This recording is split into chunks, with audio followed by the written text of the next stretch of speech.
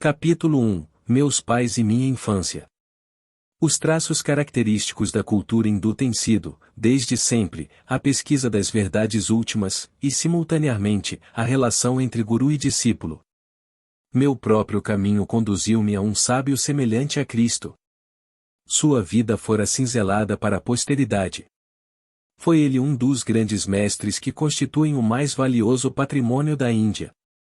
Surgindo, altaneiros, em todas as gerações, eles foram erguendo os baluartes que evitaram a seu país o destino de civilizações extintas, como a do Antigo Egito e a de Babilônia.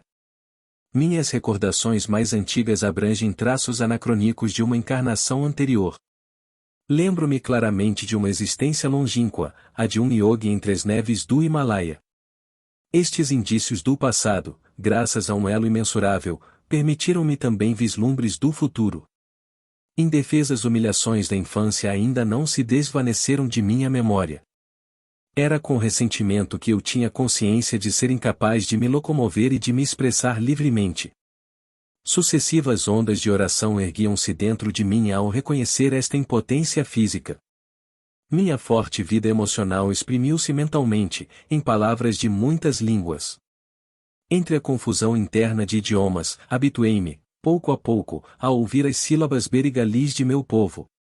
Como se enganam os adultos ao avaliarem o alcance de um cérebro infantil, julgando que ele se limita apenas aos brinquedos. A fermentação psicológica, não encontrando possibilidade de se expressar através de meu corpo imaturo, dava origem a muitas e obstinadas crises de choro. Recordo-me da desorientação e do assombro que meu desespero provocava em toda a família.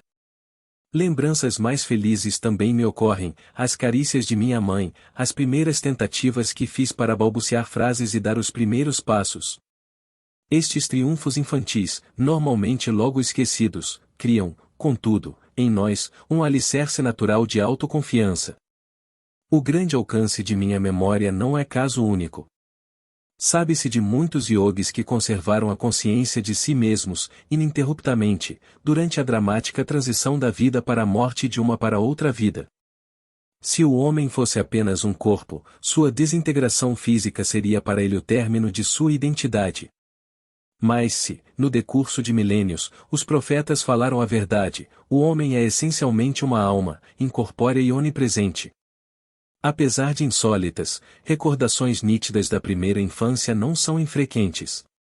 Durante minhas viagens por numerosos países, ouvi, de lábios de homens e mulheres verazes, o testemunho de suas recordações de uma idade muito próxima ao período de lactância.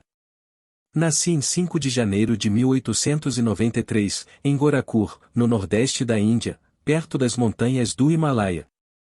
Ali passei meus primeiros anos. Éramos 8 irmãos, 4 meninos e 4 meninas. Eu, Mukunda Lal Goshin, fui o quarto a nascer e o segundo varão. Meu pai e minha mãe eram bengalis, da casta kshatriya. Ambos foram abençoados com uma natureza de santos. O mútuo amor que os uniu, tranquilo e digno, nunca se expressou com frivolidade. Sua harmonia conjugal perfeita era o foco de serenidade em torno do qual girava o tumulto de 8 filhos pequenos. Meu pai, Bhangabati Charan Goshin, era bondoso e sério, em certas ocasiões, mostrava grande rigor. Embora lhe tivéssemos muita afeição, nós, crianças, mantínhamos para com ele certa distância que raiava pela reverência. Notável em matemática e lógica, guiava-se principalmente por seu intelecto. Mas minha mãe era uma rainha de corações e educou-nos inteiramente através do amor. Depois que ela morreu, meu pai externou mais sua ternura íntima e eu notei que seu olhar muitas vezes parecia se metamorfosear no olhar de minha mãe. Foi em presença de mamãe que travamos os primeiros contatos agridoces com as escrituras. Ela recorria a uma Bharati ou Harnayana para exumar histórias que se aplicassem vantajosamente às exigências disciplinares. Instrução e castigo caminhavam de mãos dadas. Em sinal de respeito por meu pai, mamãe nos vestia cuidadosamente, em cada tarde, para recebê-lo ao regressar do escritório. O cargo por ele ocupado era equiparável ao de vice-presidente numa das maiores companhias ferroviárias da Índia, a de Bengala Nagpur. Seu trabalho obrigava-o a frequentes viagens e mudanças de residência. Nossa família viveu em diversas cidades durante minha meninice. Mamãe sempre tinha a mão aberta, generosamente, para todos os necessitados. Papai também era caridoso, mas seu respeito à lei e à ordem estendia-se até o orçamento doméstico. Em certa quinzena, mamãe gastou com a alimentação dos pobres mais do que papai gastava num mês. Por favor, só lhe peço que seja caridosa dentro de limites razoáveis. Mesmo uma repreensão suave de seu esposo era de suma gravidade para minha mãe. Sem revelar aos filhos seu desacordo com papai, ela fez vir uma carruagem de aluguel. Adeus, vou-me embora para a casa de minha mãe. Antiquíssimo ultimato. Rompemos em pranto e lamentações. Nosso tio materno chegou no momento oportuno. Segredou a meu pai um conselho herdado certamente de algum sábio de antanho. Depois de papai ter pronunciado algumas palavras de esclarecimento e conciliação, mamãe, feliz, despediu a carruagem.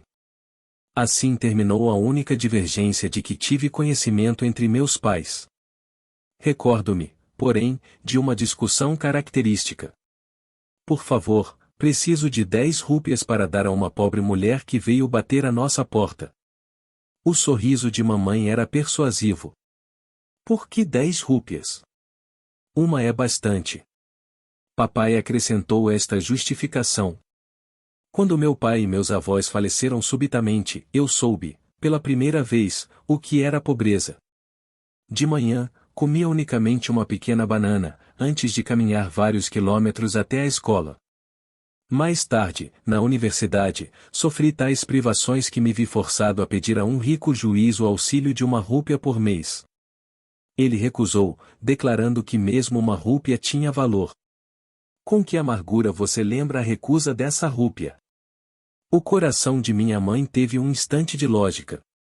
Você gostaria que essa mulher tivesse de recordar dolorosamente a recusa das 10 rúpias de que tanto necessita com urgência? Você ganhou. Com o gesto imemorial dos esposos que se dão por vencidos, meu pai abriu a carteira. Aqui está uma nota de 10 rúpias. Entregue com os meus melhores votos de felicidade.